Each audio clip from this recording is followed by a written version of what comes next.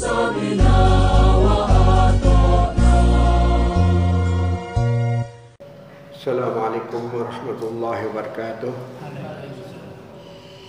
أعوذ بالله من الشيطان الرجيم. بسم الله الرحمن الرحيم. الحمد لله رب العالمين والصلاة والسلام على أشرف المرسلين وعلى آله وصحبه أجمعين. Bapak-bapak, ibu-ibu jamaah masjid al-muslimun yang dirahmati Allah,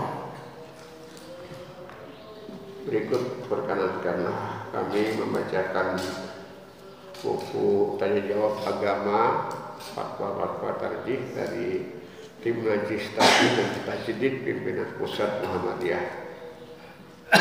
Sekarang memasuki subjudul 5, bacaan surat-surat khusus dalam sholat witir. Pertanyaannya, biasanya di masjid kami dalam melakukan sholat witir pada rakaat pertama dan kedua, imam membaca surah sekehendaknya, dan pada rakaat ketiga imam membaca 3 surah sekaligus, antar kurung, Al-Kafirun, Al-Ikhlas, dan An-Nas. Hal ini berbeda dengan yang dituntutkan oleh HPT, Himpunan Putusan Tarjih. Mohon penjelasan. Pertanyaan dari Yasir, Jalan Pendidikan, Sulawesi Tenggara. Jawabannya, membaca Al-Quran memang baik, tetapi perlu kita pahami dan sadari bahwa masalah ibadah mahdah, dalam hal ini sholat witir, perlu mencontoh apa yang telah dilakukan dan dituntutkan oleh Rasulullah.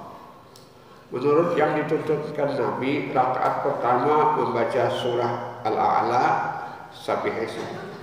Kemudian rakaat kedua Al-Kafirun, dan rakaat ketiga Al-Ikhlas. Hal ini bisa kita baca dalam Himpunan Putusan Tarjih pada halaman 350. Hadis yang dijadikan dasar dalam Himpunan Putusan Tarjih di atas sebagai berikut.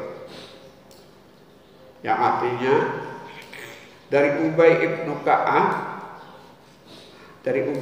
Ka'ab yang menceritakan bahwa Nabi SAW pada sholat witir ia membaca Sabbihisma rabbikal a'la dan Qul ya ayyuhal kafirun, dan pada rakaat kedua dan Qul huwallahu ahad pada rakaat ketiga. Hadis riwayat Nasa'i dan Tirmidzi. Dengan memperhatikan hadis di atas, maka apa yang ditunjukkan oleh Himpunan Putusan Tarjih sesuai dengan apa yang pernah dilakukan oleh Rasulullah SAW.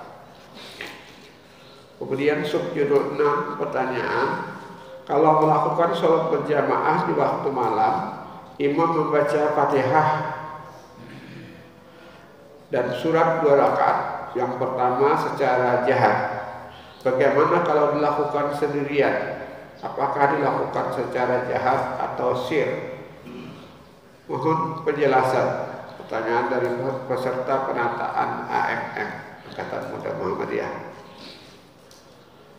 Jawabannya, menurut riwayat Bukhari dan Muslim dalam bab Af'alun Nabi disebutkan bahwa kadang-kadang Nabi membaca sir dan kadang-kadang membaca jahar dalam sholat malam. Menurut riwayat Abu Daud, Nabi apabila membaca dalam sholat malamnya di rumah didengar orang yang berada dalam kamar, dan berdasar riwayat An-Nasa'i dan At-Tirmidzi juga Al-Baihaqi, bacaan Nabi dikala sholat malam didengar dari luar rumah. Antar kurung, lihat Sifatu Salatin Nabi halaman 88 sampai 89. Saya cukupkan untuk membacakan buku ini, dan kita tutup dengan membaca Subhanakallahumma wa bihamdika asyhadu an la ilaha illa anta astaghfiruka wa atubu ilaik. Assalamualaikum warahmatullahi wabarakatuh.